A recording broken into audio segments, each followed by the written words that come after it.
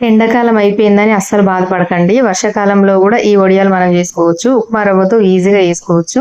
ఒక గ్లాస్తో చేస్తే చాలండి. నెల రోజులు, నెలన్నర దాకా కూడా మనకి ఈ వడియాలు అనేది వస్తాయి. అలాంటివి 2 గ్లాసులు పెట్టుకున్నామంటే మంచి ఒక 4-5 నెలలు ఈజీగా తినొచ్చు అనమాట. మరి ఇప్పుడు ప్రాసెస్ చూద్దాము. ఒక గ్లాస్ ఉప్మా రవ్వకి 6 గ్లాసుల నీళ్లు ఇలా వేడి చేసుకోవాలి. మంచిగా మరగాలి. దాంట్లోనే కొద్దిగా పెసరపప్పు, జీలకర్ర, కొంచెం ఉప్పు వేసేయండి తగినంత. ఇప్పుడు నీళ్లు మరిగేదాకా వేడి అవ్వాలన్నమాట. మనం నార్మల్ గా బొంబాయి రవ్వ ఉంటుంది కదా, అదే అన్నమాట రవ్వ, ఇంకేం లేదు. ఇప్పుడు ఇలా నీళ్లు మరుగుతున్నప్పుడు రవ్వ కొద్ది కొద్దిగా వేస్తూ మంచిగా ఉండలు కట్టకుండా, బాగా ఒకే దగ్గర ఉండగట్టకుండా మంచిగా స్లోగా ఇలా కలుపుకోవాలి.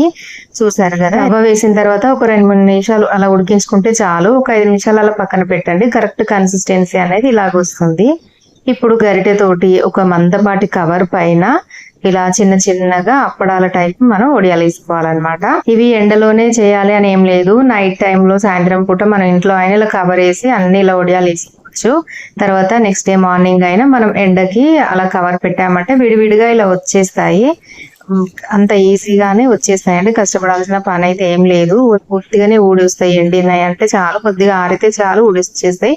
ఒక 2 రోజులు మంచిగా బేసన్లో వేసి ఇలా ఎండకి మంచిగా ఎండబెట్టండి. చూసారా ఎంత బాగా వచ్చాయో. ఆయిల్లో వేయగానే మంచిగా పొంగుతాయి. టేస్ట్ బాగుంటుంది. పిల్లలకైతే మంచిగా నచ్చుతారండి, ఇష్టపడతారు. నార్మల్ వడియాల కంటే ఇలా రవ్వ వడియాలు చేసి చూడండి.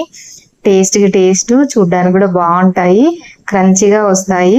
వీడియో నచ్చింది అనుకుంటున్నా. ఇలాంటి రెసిపీస్ కోసం ఛానల్ ని సబ్స్క్రైబ్ చేయండి. ఖచ్చితంగా లైక్ చేయండి వీడియో నచ్చితే. వీడియోలో చూస్తే తెలుస్తుంది కదా మనకి ఎలా వచ్చాయి రవ్వ వడియాలని. చాలా సింపుల్ గా వేసుకోవచ్చు. తప్పకుండా ట్రై చేయండి.